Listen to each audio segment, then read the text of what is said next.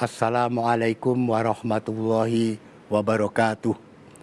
Alhamdulillahilladzi khalaqas samawati wal ard wa ja'alaz zulumati wan nur. Allahumma shalli wa sallim ala sayyidina Muhammad wa ala alihi wa sahbihi ajma'in. Qala Allahu ta'ala fil Qur'anil Karim, a'udzu billahi minasyaitonir rajim. Yarfa'illahu ladzina amanu minkum walladzina utul ilma darajat. Shadaqallahul azim. Para pemirsa Kultum Ramadan TV Kompas yang dimuliakan Allah.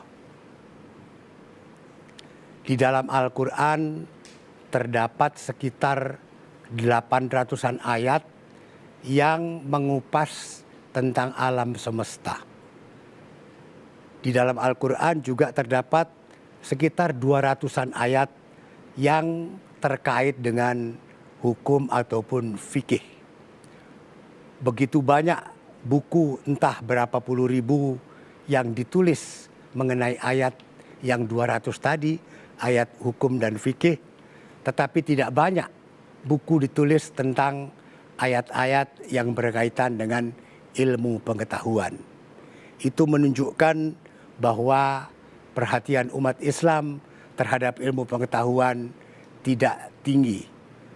Memang pada awal-awal abad Hijriah, reputasi internasional, bahkan menjadi penemu-penemu, dan merekalah yang mengilhami para ilmuwan di Eropa yang hidup setelah mereka. Ada sejumlah 10 ilmuwan Islam yang menerima hadiah Nobel. 2 diantaranya di dalam sains. Dan sekarang kita pun melihat bahwa banyak ilmuwan barat yang mempelajari Al-Quran.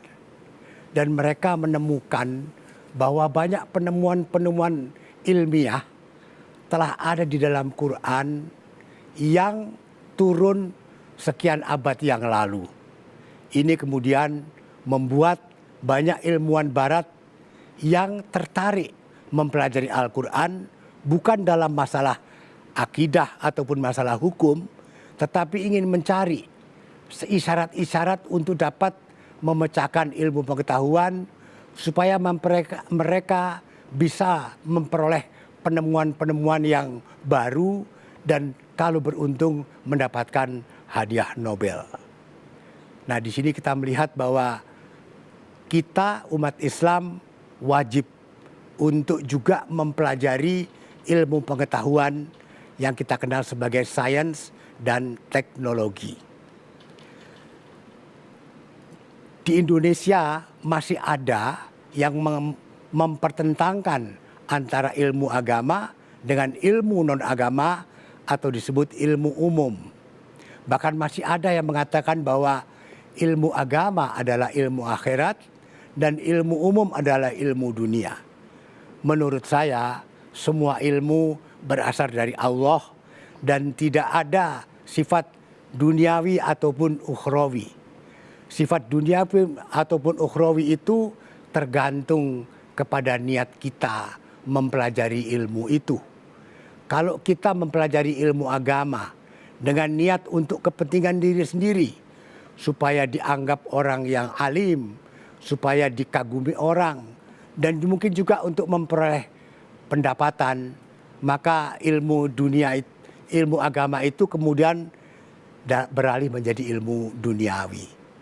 Tetapi kalau kita belajar ilmu kedokteran misalkan, ataupun ilmu kimia untuk mendapatkan penemuan-penemuan yang baru yang dapat memperpanjang usia manusia dan dilandasi dengan niat untuk kemanusiaan dan memperoleh ridho Allah, maka ilmu dunia tadi berubah menjadi ilmu ukhrawi.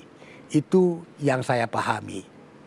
Para pemirsa, kita bergembira bahwa pendidikan sekolah-sekolah Islam di Indonesia selama beberapa puluh tahun terakhir telah mencapai kemajuan yang pesat.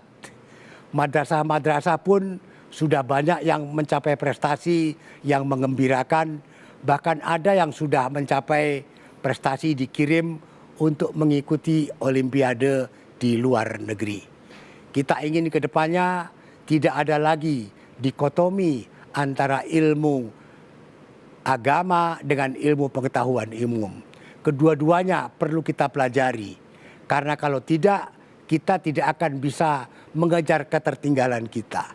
Kita tertinggal banyak sekali, mungkin puluhan tahun dibanding negara-negara lain.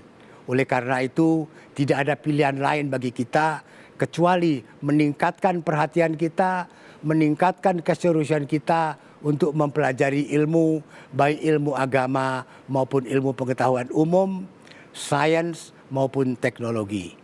Alhamdulillah, kita bersyukur bahwa anggaran untuk pendidikan makin hari makin banyak. Mudah-mudahan ke depannya kita bisa memperbaiki kondisi ini. Demikian, terima kasih. Wassalamualaikum warahmatullahi wabarakatuh.